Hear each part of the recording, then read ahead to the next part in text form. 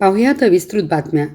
सांगली, मिरज आणि कुपवाड महानगरपालिका हद्दीतील काळी खणीमध्ये वाढत्या प्रदूषणाच्या गंभीर पर्यावरणीय प्रश्नावर सृष्टी संवर्धन फाउंडेशनचे रवींद्र कुबेर वळवडे यांनी पुणे येथील राष्ट्रीय हरित न्यायालयात याचिका दाखल केली आहे.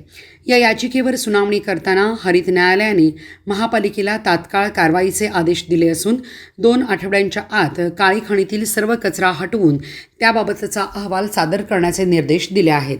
याचिकेनुसार काळी खणीच्या आजूबाजूच्या निवासी व व्यावसायिक भागातून प्रक्रिया न केलेले सांडपाणी सातत्याने सोडले जात असल्याने तलावाचे पाणी मोठ्या प्रमाणात प्रदूषित झाले आहे. त्यामुळे पाण्याची गुणवत्ता गंभीरपणे घसरली असून हे पाणी अंघोळ, सिंचन तसेच जलचरांच्या संवर्धनासाठीही अयोग्य बनल्याचा दावा करण्यात आला आहे. याचिकेत असेही नमूद करण्यात आले आहे की महापालिकेने काळ्या खणीच्या परिसरात सजावटीची रोषणाई, संगीत कारंजे, वृक्षारोपण, प्रवेशद्वारे आणि पर्यटकाकडून प्रवेश शुल्क अशा सुशोभीकरण कामावर भर दिला. मात्र तलावात येणारे अशुद्ध सांडपाणी रोखण्यासाठी कोणतीही ठोस उपाययोजना केली नसल्याने मूळ पर्यावरणीय समस्या कायम राहिली आहे.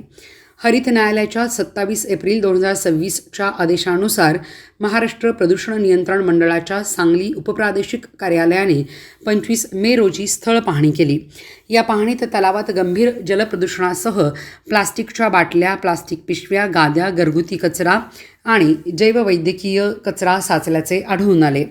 या निष्कर्षाच्या आधारे महाराष्ट्र प्रदूषण नियंत्रण मंडळाने 3 जून 2026 रोजी महापालिकेला प्रस्तावित निर्देश नोटीस बजावली. मात्र त्याची दखल न घेतल्याने 22 जून रोजी झालेल्या सुनावणीत हरित न्यायालयाने महापालिकेला नोटीस बजावत 2 आठवड्यात काळ्या खणीमधील सर्व कचरा हटवून अहवाल सादर करण्याचे आदेश दिले. तसेच या आदेशांची प्रभावी अंमलबजावणी होत असल्याची खात्री महाराष्ट्र प्रदूषण नियंत्रण मंडळाने करावी असेही न्यायालयाने स्पष्ट केले. अर्जदारांच्या वतीने ॲडव्होकेट ओंकार वांगीकर यांनी न्यायालयात बाजू मांडली. याचिकेमध्ये काळी खणीतील प्रदूषण तातडीने थांबवणे, सांडपाणी प्रक्रिया प्रकल्प उभारण्यासाठी तज्ज्ञ समितीची नियुक्ती करणे तसेच पर्यावरणीय नियमांचे उल्लंघन करणाऱ्या संबंधित प्राधिकरणावर दंडात्मक कारवाई करण्याची मागणी करण्यात आली आहे.